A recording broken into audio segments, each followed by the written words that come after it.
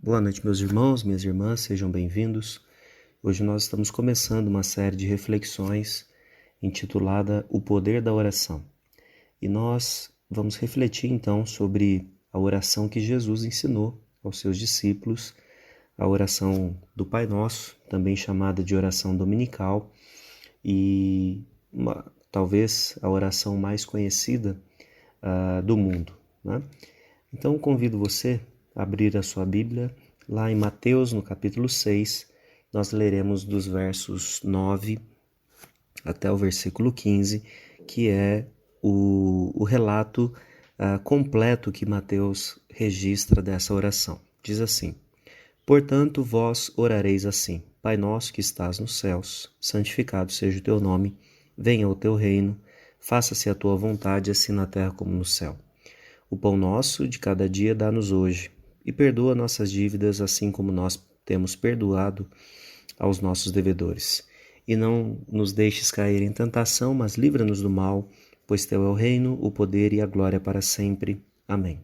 Porque se perdoardes aos homens as suas ofensas, também vosso Pai Celeste vos perdoará. Se, porém, não perdoardes os homens as suas ofensas, tampouco vosso Pai vos perdoará as vossas ofensas. Bom, esse é o texto, né, registrado por Mateus, e para o nosso estudo nós vamos repartir essa oração em pelo menos 6 afirmações, né? Eu coloquei o título dessa série de mensagens como O Poder da Oração e preciso explicar inicialmente o porquê que uma oração tão simples pode ser considerada uma oração poderosa. A melhor resposta que eu posso dar para você a esse respeito é que essa oração, ainda que ela possa ser feita por muitas pessoas, ainda que ela esteja gravada em muitas joias, ainda que partes dela sejam coladas em carros como um adesivo, a verdade é que a essência dessa oração, aquilo que nós temos de mais precioso nessa oração, é, na verdade, um restrito, eu diria assim, aos discípulos genuínos de Jesus. Isso porque essa oração ela não é uma espécie de mantra para que fique sendo repetido várias e várias vezes até que um determinado poder seja liberado. Então ela não é um mantra, não é para que a gente fique apenas repetindo as palavras que estão aqui. Ela também não é uma fórmula de uma espécie de mentalidade positiva. Então hoje eu tenho desafios para resolver, eu vou, antes de sair de casa, fazer uma oração do Pai Nosso para que Ele possa me abençoar no meu dia, no meu desafio, né? Então também não cabe dentro disso. E por fim, com certeza, a oração do Pai Nosso ela não é uma oração composta por palavras mágicas, das quais, na medida que a gente pronuncia, portas se abrem ou se fecham, coisas acontecem ou deixam de acontecer, né? Ela é poderosa por 2 aspectos. O primeiro é que ela centraliza Deus na nossa vida e o segundo é que ela descentraliza cada um de nós da nossa vida, né? Então nós vamos começar com a primeira afirmação da oração, que é: Pai nosso que estás nos céus. Bom, eu vou dividir então a nossa reflexão aqui pelas próprias palavras que são ditas aqui na oração. A primeira palavra é Pai. Você já deve ter ouvido falar que Jesus ele quebra um paradigma ao chamar Deus de Pai. A verdade é que o judeu, em alguns momentos, chamava sim Deus de Pai, mas o que Jesus está fazendo aqui é trazer a pessoa de Deus para uma percepção muito próxima, muito relacional, muito viva para com os outros, conosco, podemos dizer assim, para com aquelas pessoas que estavam ouvindo. Jesus usa uma palavra aqui no aramaico, Abba, que era a palavra comum usada para pai, né? Então, quando Jesus faz isso, ele traz Deus, é como se ele removesse qualquer barreira que pudesse existir entre o relacionamento das pessoas para com Deus. Eu preciso reconhecer aqui, diante de vocês, que a palavra pai, ela não é uma palavra simples para todas as pessoas. Existem pessoas que quando você fala de pai, ela tem até um arrepio, né? Porque a experiência paterna que ela viveu não era ou não foi das melhores. Então a gente precisa reconhecer que algumas pessoas terão dificuldade em entender Deus como pai. Mas isso é talvez um problema da fórmula como a gente usa, né? Nós olhamos para Deus Pai a partir do pai humano que nós tivemos. E a verdade é que deveria ser o contrário. Nós deveríamos, como pais de carne e osso, nos espelhar em Deus Pai, para que aí sim nós tivéssemos uma dimensão correta. Então, eu reconheço que algumas pessoas têm dificuldade, talvez você tenha dificuldade. Eu tenho um amigo muito próximo que ele hoje pastor, mas ele comenta, e ele já falou isso publicamente, que como o pai dele era alcoólatra e a relação dele com o pai era apenas de pedir as coisas, e ainda assim com muito medo, porque o pai acabava ficando agressivo quando... na verdade, o pai dele tinha dois estados, né? Fechado, muito fechado quando estava sóbrio, onde não se relacionava com os filhos, então não tinha contato, ou então aquele pai muito meloso, né? Aquela pessoa que quando está alcoolizada fica melosa, quer abraçar, quer beijar, e isso era dois extremos, né, dessa pessoa que é tão fundamental na nossa vida. E esse meu amigo diz que mesmo depois de convertido, muitos anos, ele ainda tinha dificuldade em se relacionar com Deus porque ele acabava atribuindo essa figura paterna que ele teve ao Deus que apresenta-se na Bíblia como Deus Pai. E aí foi um processo de vencer isso para entender. Mas o ponto aqui para nós é entender que quando nós chamamos Deus de Pai, nós de fato reorganizamos a forma como nós nos relacionamos com Deus. O mundo que nós vivemos é um mundo onde ou você tem inúmeros deuses, tudo é Deus, a árvore é Deus, a terra é Deus, a água é Deus, o vento é Deus, o sol é Deus, ou você não tem nenhum Deus. E isso gera, de fato, uma angústia, né? Sempre gerou uma grande angústia no coração das nações. E um aspecto missionário que a gente precisa reconhecer é que quando missionários chegavam em determinados lugares e apresentavam Deus como um único, aquele que controla, organiza, determina todas as coisas, as pessoas muitas vezes verbalizavam que eles estavam agora em paz, porque no momento em que se tinha que ficar procurando fazer um malabarismo, né, para não desagradar um Deus, porque a pessoa estava querendo fazer alguma coisa que agradasse o Deus Água. De repente ela, sem querer, desagradava o Deus Sol, e isso gerava uma confusão. E muito tempo as pessoas viveram nessa angústia, né? Quando se chega e fala a respeito de um único Deus que controla todas as coisas, as pessoas tranquilizam o seu coração sabendo que a questão é diferente. Por outro lado, hoje a gente vive uma perspectiva onde não existe Deus também. E quando nós trazemos para as pessoas uma perspectiva de um Deus familiar, próximo, amável, cuidador, essa pessoa também tem essa mesma sensação de descanso, né? Porque agora ela não está mais pela sua própria força, mas ela tem alguém que possa ajudá-la, que possa fazer por ela. Então nós podemos dizer que essa afirmação de Jesus de que Deus é o nosso Pai traz um grande diferencial para o mundo que a gente vive. E não sei se você experimenta isso, mas é importante que você faça essa reflexão para que a sua própria experiência de ser filho de Deus seja também uma experiência libertadora. Quando nós oramos a oração do Pai Nosso, seguimos, né, aquilo que Jesus está dizendo aqui, nós basicamente fugimos de duas coisas. A primeira é que nós entendemos, né, nós reconhecemos que nós não seremos punidos de uma forma exagerada, como os outros deuses faziam, né? Então agora nós temos um Pai que nos observa, que sabe aquilo que nós precisamos e que cuida de nós de uma forma pessoal. Uma outra coisa que a gente ainda pode pensar é que se Deus é o nosso Pai, então nós não corremos o risco de ser esquecidos ou de ser abandonados. Nós temos essa dimensão do acolhimento de Deus e do entendimento de que Ele sabe o melhor para nós. Existe um segundo momento no Evangelho de Marcos significativo que Jesus utiliza a expressão Pai para falar com Deus do céu, né? Que é no Getsêmani. E ali você pode dizer, puxa, mas que exemplo péssimo, né? Porque naquele momento Jesus estava muito angustiado.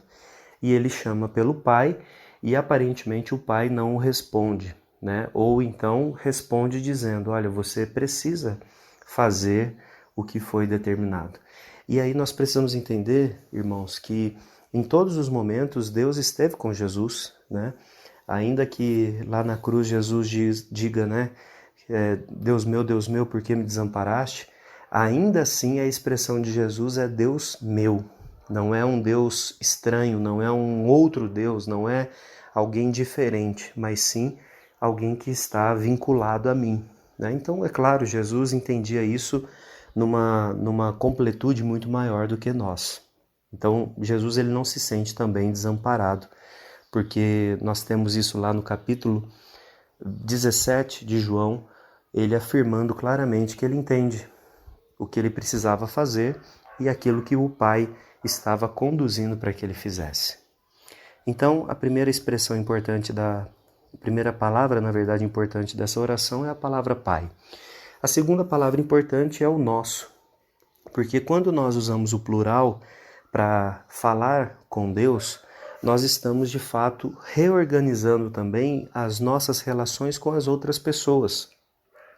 Então eu entendo agora que a religião, né, que a minha espiritualidade, ela não é para ser vivida sozinha.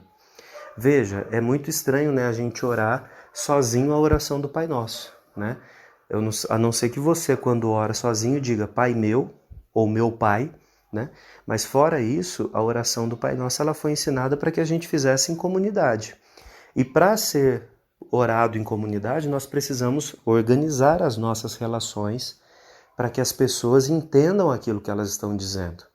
Como eu já disse, a oração do Pai Nosso não é nenhuma palavra mágica para a gente sair ensinando para as pessoas. Nós devemos falar com essas pessoas ou então fazer um coro, né, onde as pessoas entendem o que elas estão dizendo. Então, o primeiro aspecto do nosso é que ela vai reorganizar a nossa vida com os outros. Um segundo aspecto é que orar Pai Nosso significa reorganizar quem eu sou no corpo de Cristo, né? Então, no momento em que eu faço da minha voz coro com outras pessoas que estão dizendo Pai Nosso, eu estou entendendo que eu sou inserido nessa família, nessa comunidade e eu pertenço a ela, né?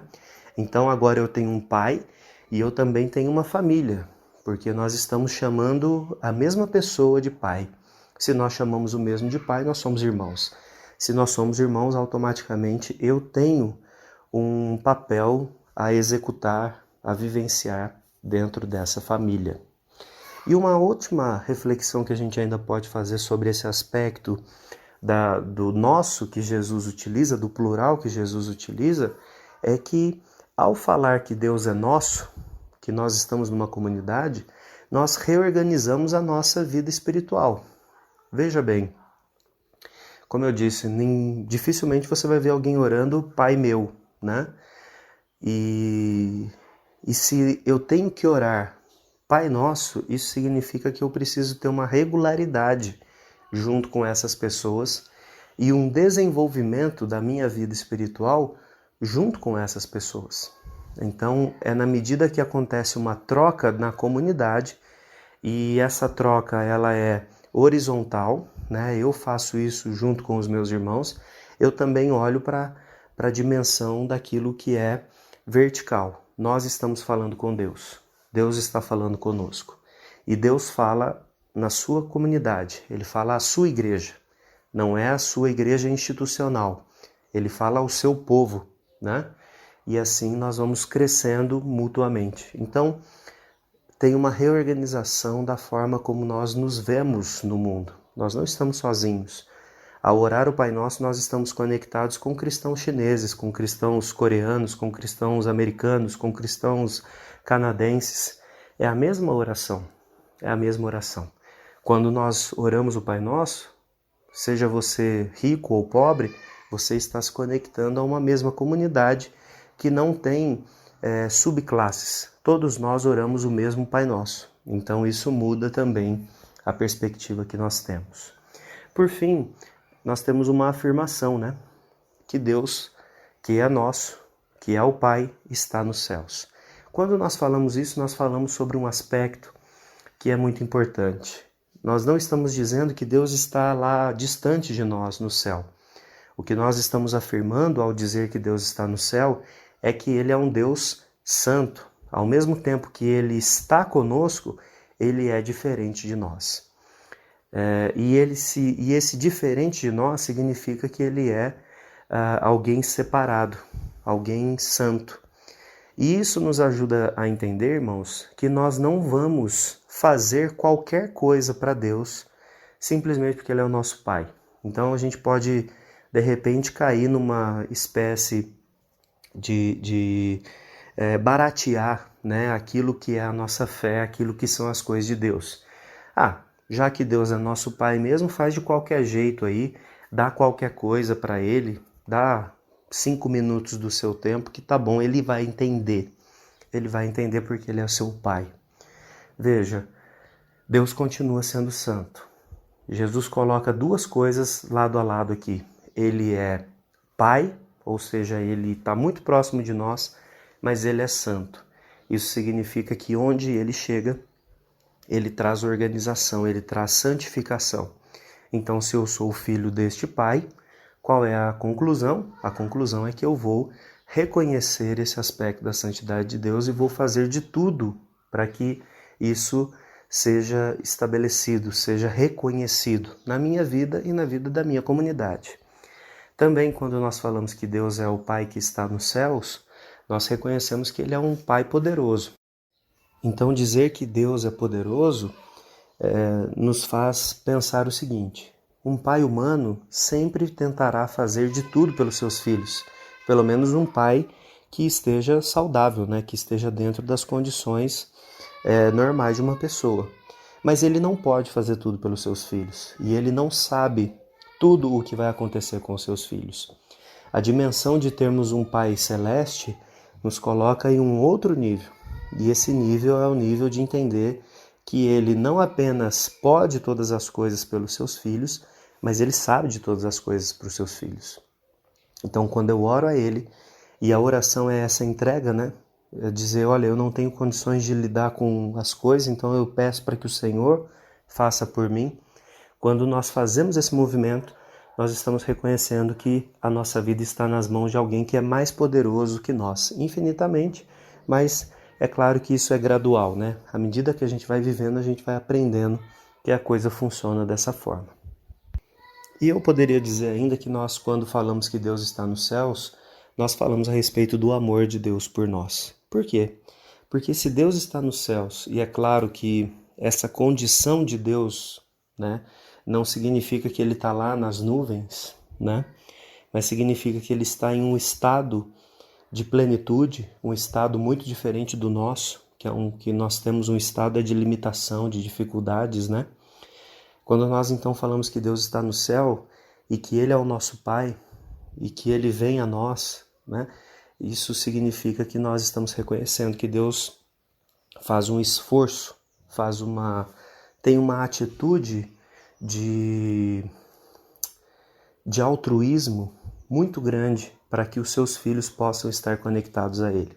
Se Ele é o Pai que está nos céus, isso significa que a nossa comunicação está interrompida. Nós não temos nenhuma rede que possa nos conectar a Ele. Mas no momento em que nós entendemos que Jesus faz essa ponte, que Jesus é essa linha de conexão e que o Pai se interessa tanto por nós ao ponto de vir enviar Jesus para que nós tenhamos essa comunhão com Ele, então agora nós estamos num outro nível. O nível de experimentar do amor de Deus. Veja, não dá para a gente descrever em palavras o que isso significa. Ou nós experimentamos ou não. É por isso que a oração do Pai Nosso é uma oração de poder. Não porque nós vamos usá-la como uma espécie de mandinga, né?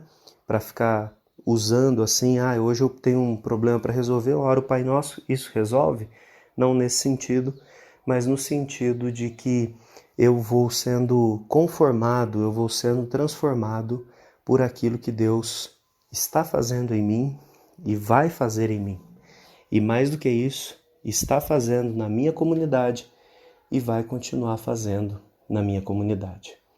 Então espero que você se aproprie dessa oração poderosa, se envolva cada vez mais com o significado dela para a sua vida e dessa forma você possa experimentar de fato um relacionamento íntimo, produtivo, abençoador com Deus e com os irmãos. Afinal de contas, Ele é o Pai Nosso. Que Deus te abençoe. Nós nos encontramos na semana que vem para continuar essas reflexões. Um grande abraço, Deus te abençoe.